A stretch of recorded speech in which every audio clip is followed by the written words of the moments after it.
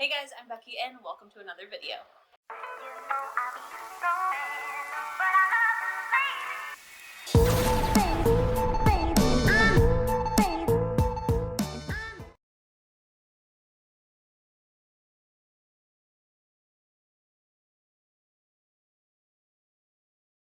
Today I'm going to be talking about the highs and lows for spring. These are the highest rated books and the lowest rated books that I read during the months of March, April, and May. My highest rating was luckily a 5-star, which should be the highest in every one of these videos, or else we've got bigger problems.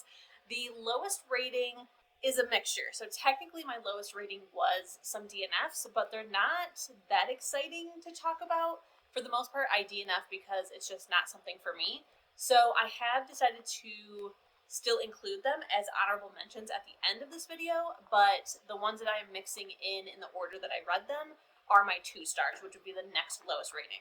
As usual, I do have my tablet with me to remind me of the books, so that is what I'll be looking at during this video, and let's go ahead and get started. So the first book that we're going to be talking about is Her Dragon Daddy by Roxie. I originally read this book because I saw that it was on Kindle Unlimited. I honestly thought that it was going to be like a silly, goofy, sexy time, that it was going to be something kind of like ridiculous, over the top, very erotic. And surprisingly, this was actually like a pretty serious series, and I really, really love it. So I did give this book 5 stars. Her Dragon Daddy is about a woman who, when she was a teenager, she fell in love with this boy. He one day just disappears from town, and he disappears before she can tell him that she's actually pregnant. She ends up staying in town for a while with her grandmother, and he never shows back up, so she does later go on to marry and move on with her life. And then after a pretty messy divorce, she decides to come back to town, and it turns out that he is also back. And the reason that he disappeared for so long is because he is actually a dragon shifter and had to get that under control. So the premise does seem pretty wild, and you can totally understand why I would think that this book is going to be like a ridiculous erotic book. But it was actually really good. It deals with some serious topics. It does have like some sex scenes, but it's honestly not the point of the book, which I was very surprised about. Something else that's really cool is that Roxie is actually a collection of authors who write under the same pen name. I haven't done any research to find out how many authors are writing under this pen name, if they take turns for writing the different POVs, do they take turns for each book, different authors for different series, I don't know.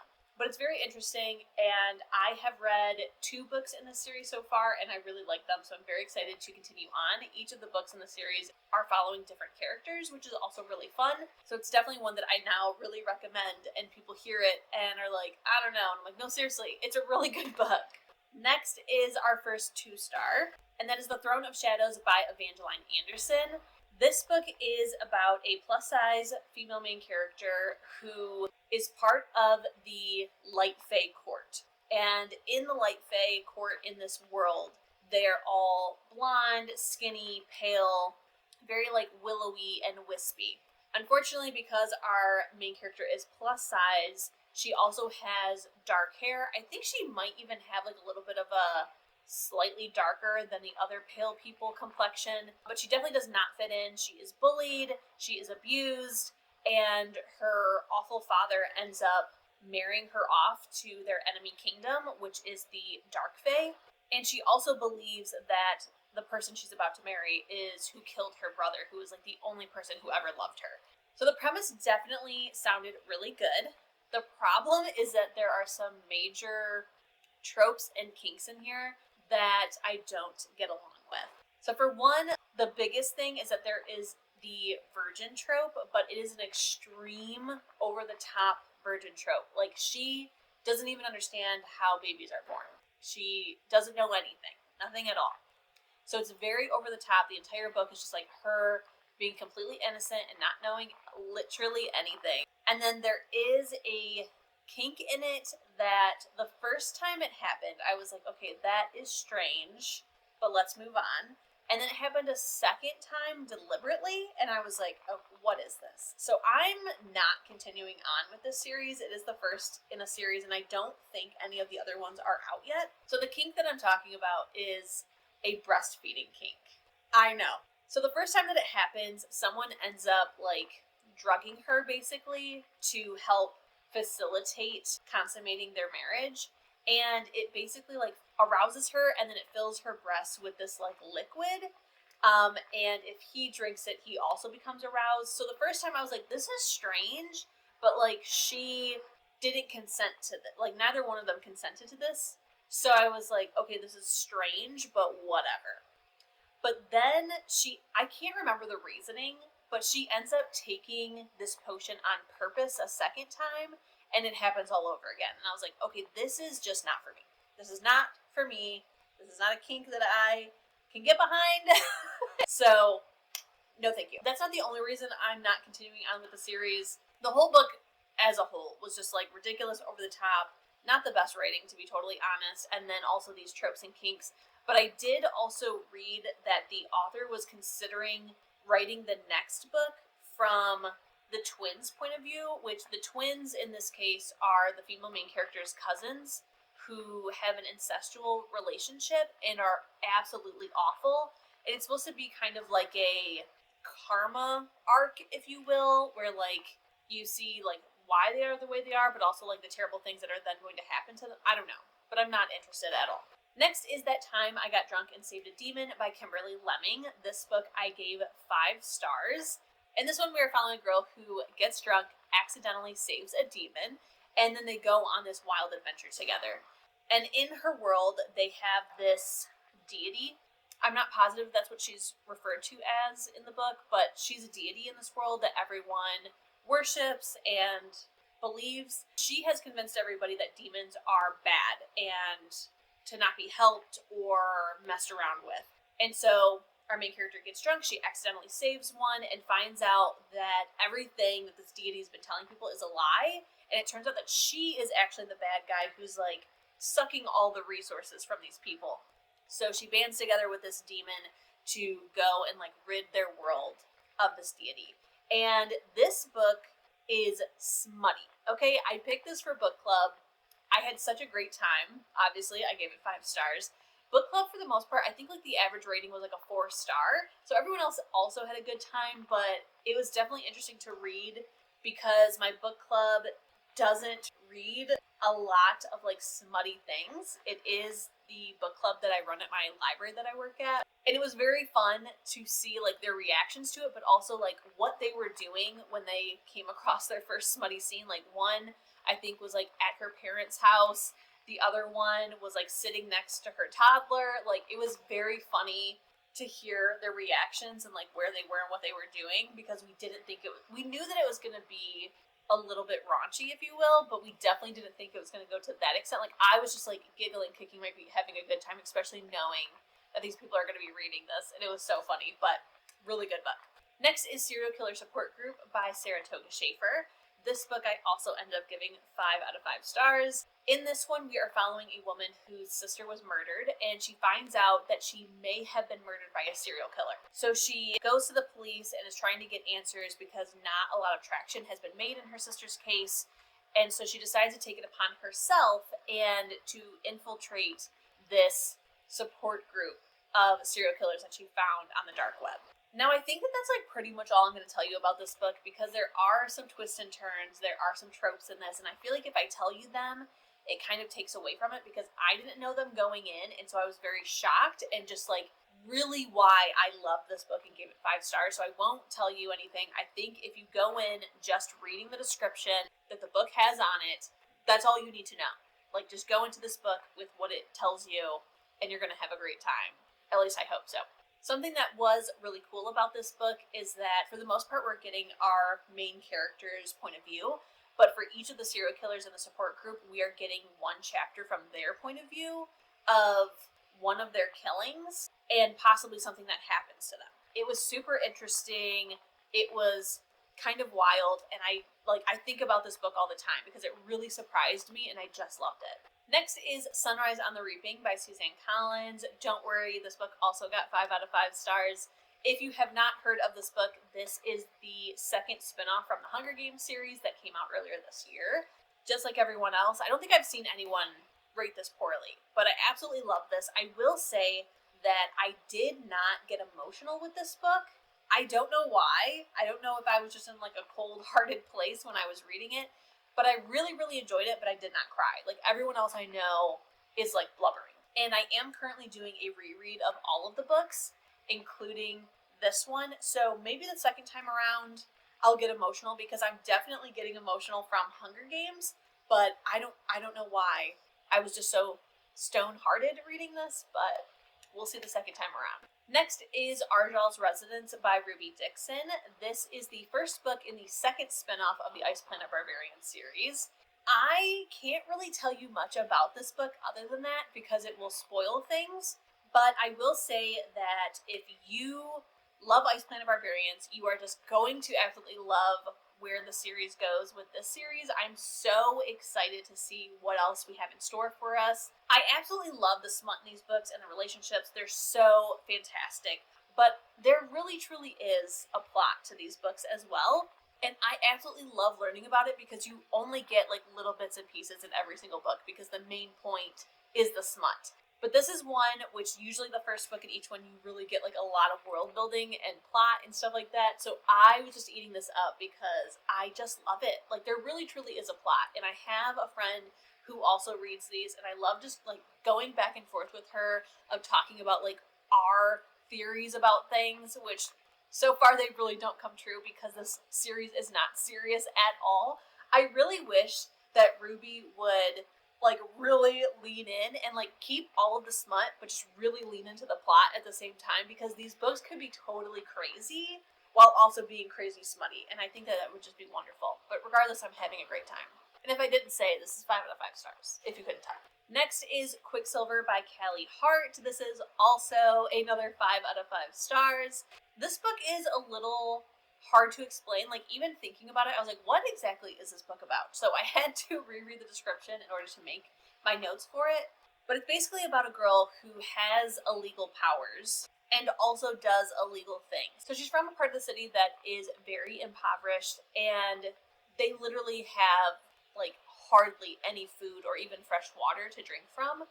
They are treated extremely poorly. Everyone is very poor off and does not have a high survival rate or even high age of survival. So in order for her to take care of her little brother, who, I say little brother, but he's only like a couple years younger than him, so I think she is like maybe 20 or something, and he's just like a year or two younger than her. But in order to take care of him, she has to like beg, borrow, steal, and do whatever it takes to help them both survive. Unfortunately, she does end up getting caught for stealing something, and while fighting for her life, she accidentally goes into a Fey realm, and she finds out the truth about her world and basically helps to try to stop all of this corruption. Now, I have heard absolutely fantastic things about this, and I will say that the hype is completely real, unfortunately, because this book is like 700 pages, but I'm telling you, it is so freaking worth it. This book is 1000% for fans of ACOTAR. Like, I know that a lot of people say that about a lot of books, but while reading this book, I really felt like the same, like, feelings and excitement, and there's honestly, like, a couple similarities with, like, plot points or tropes.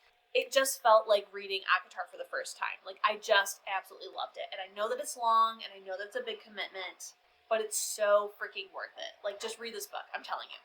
Next is Broken Bonds by Bree. I read this book with the people who were participating in my mini book bite-a-thon, and this book is about a girl who is the source of her reverse harem. So in this world, there is, I don't even know if they're actually called sources, so like take that with a grain of salt, but there's basically a source. There's a primary or a main person, and they can be male, female, whatever, but they have multiple partners, and their partners, as well as how many, is also determined on like how powerful they are. So this is a paranormal romance. The girl that we are following, she has 5 bonds, if I'm not mistaken, and there is this group who is like kidnapping people and trying to steal their power, I think, or use them. So they are coming after her because of how powerful she is and how powerful her bonds are. So she ends up running away, and this book starts out with her being caught from being on the run and forced into her bonds. And they have no idea why she ran away. They all pretty much hate her, so this is kind of like a bully romance. but this book was so freaking good. I absolutely loved it. 5 out of 5 stars. I will say that I have read book 2 and I still really liked it, but I did give it 4 stars because book 1 is less than 200 pages. We don't get a whole lot of like what is going on or world building or anything, which makes total sense. But book 2 is 500 pages and we still don't get a whole lot of forward movement in the plot. Like, it is mostly focusing on character development, which I love character development, which is why it got such a high rating. But for somebody who is in it for the plot, I don't know if they would love this series. So I'm definitely going to be continuing on because I really like it, but that is something going in that book 1 is extremely short and really gets you, but then all the other books in the series are 500 plus pages, and so far it is extremely slow moving. I really can't explain why I like these books. I just do, and I feel like that's the same for other people who are reading them because everyone's like, it's great, but that's really all they say. Our last 5-star is Under the Whispering Door by TJ Klune. This book really messed me up. And I will say, I think it was just like time and place of me reading this book. I read this book shortly after my grandfather passed away, and this book is dealing with death and grieving and loss. So it really messed me up. On top of it, there's also a character that has my husband's name, which is Zach. And if you've read this book and remember who Zach is and what happens with him, you'll understand why I'm like, this was traumatic. In like the best way possible, but it was still traumatic. When comparing it to like House in the Cerulean Sea, it doesn't compare. Like, it's probably a 4-star, but I had such an emotional connection to it that it's getting 5 stars. So just take that with what you will. If you are thinking about going into TJ Klune, I don't know if this should be your first book of his, just because it is extremely serious and all of his other books are much more lighthearted, but that's up to you. And then the last book before we get into the honorable mentions, which we are going to mention one of them because of this book, is The Folklore of Forever by Sarah Hogle. So this book specifically is book 2 in a series. So I did read book 1 in order to prepare for this book, if you will. I was sent this book for review. And they can kind of be read as standalones. Like, I really don't think I would have missed out on much if I just read this one. But the summary of the series is we are following in each of the books a different sister.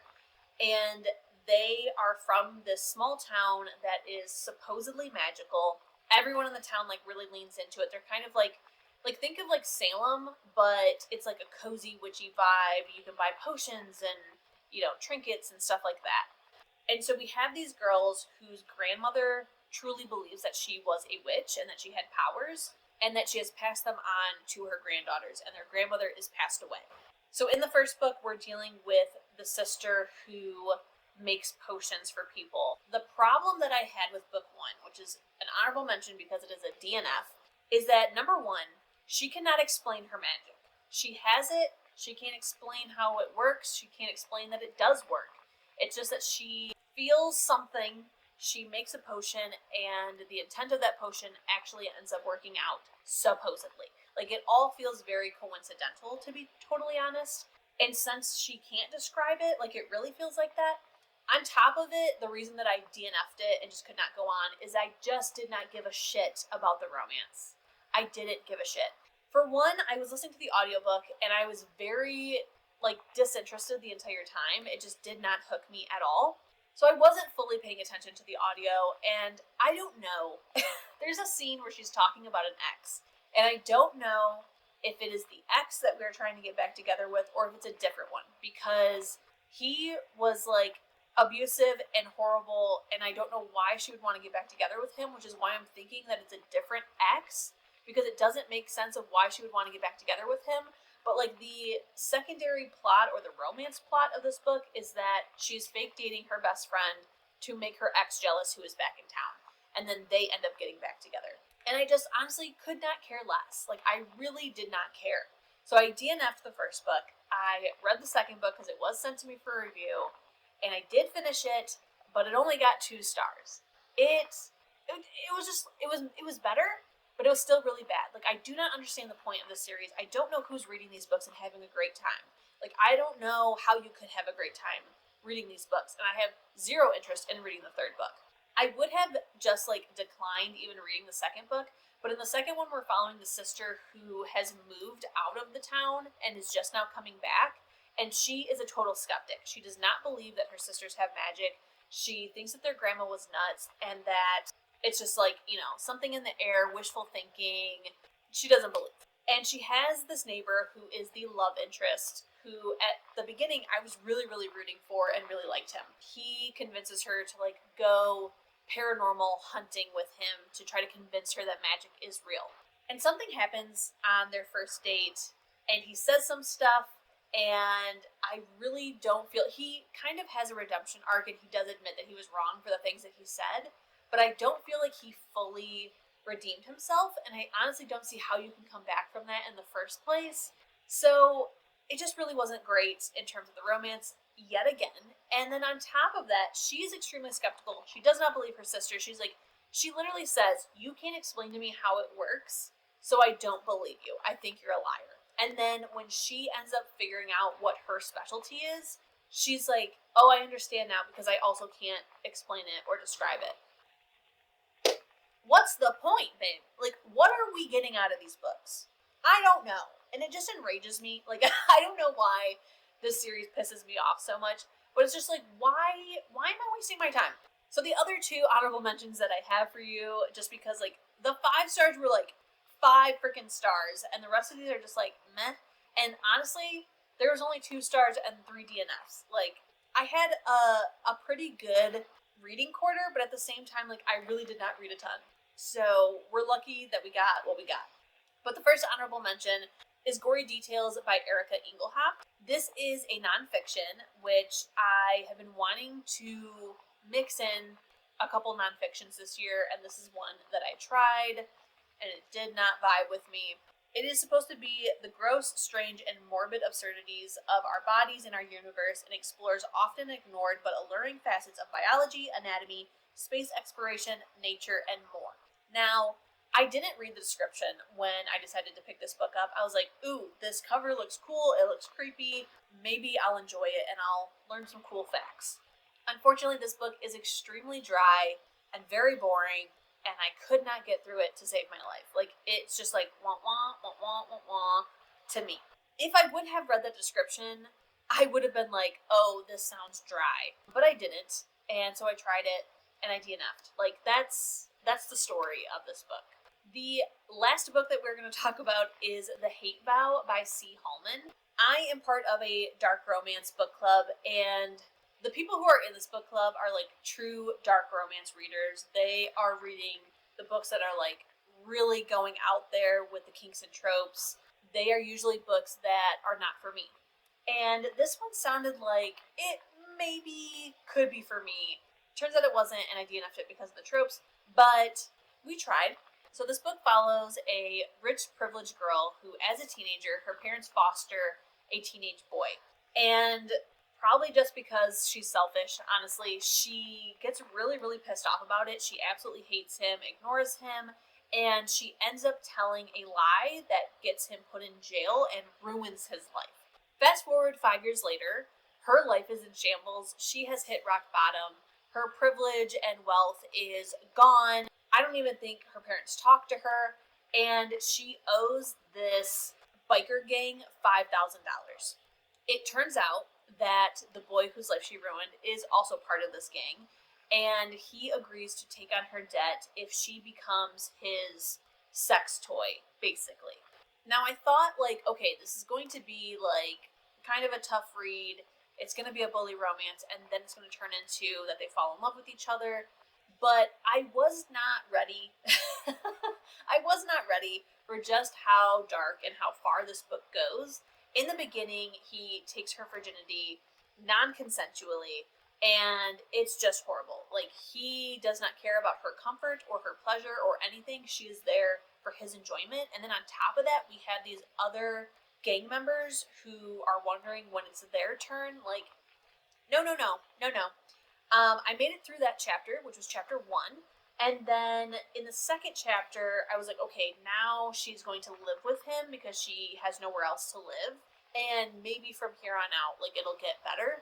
Nah, it was pretty much just the same. And I could not bring myself to read that. Like, non-consent or dubious consent is one that, like, I really can't gel with unless it's done in a way where it's kind of palatable for me. And that's very few and far between. So I already knew going into this, like, it might not be for me, but I really didn't think it was going to go this far based on the description. Yeah, it wasn't great. I have since read some reviews of the book, and for those where that trigger doesn't really bother them, like, they really love the book. I did read a review who was someone kind of like me who was able to still go on and read the rest of the book, and she had the exact same issues with it as me. And the rating she gave was a 3-star, even though she does say that, like, he redeems himself and it does become, like, a true romance by the end. So, like, the best hope I could have gotten is that I'd give this book 3 stars, and I'm just glad that I DNF'd it because I don't feel like it was worth putting myself through any more than I already did, which was only, like, a chapter and a half, just to hopefully maybe give it 3 stars. So, if it's your thing, good for you. I'm happy for you. I want to get into dark romance, but some of it is just way too dark for me. So guys, those are the highest and lowest rating books in my spring quarter. Let me know if you have read any of these and if you have differing points of view, or let me know of any other 5 stars that you read during these months, and maybe I will check them out in the future. Don't forget to keep reading, stay safe, and I'll see you in my next one. Bye! People say the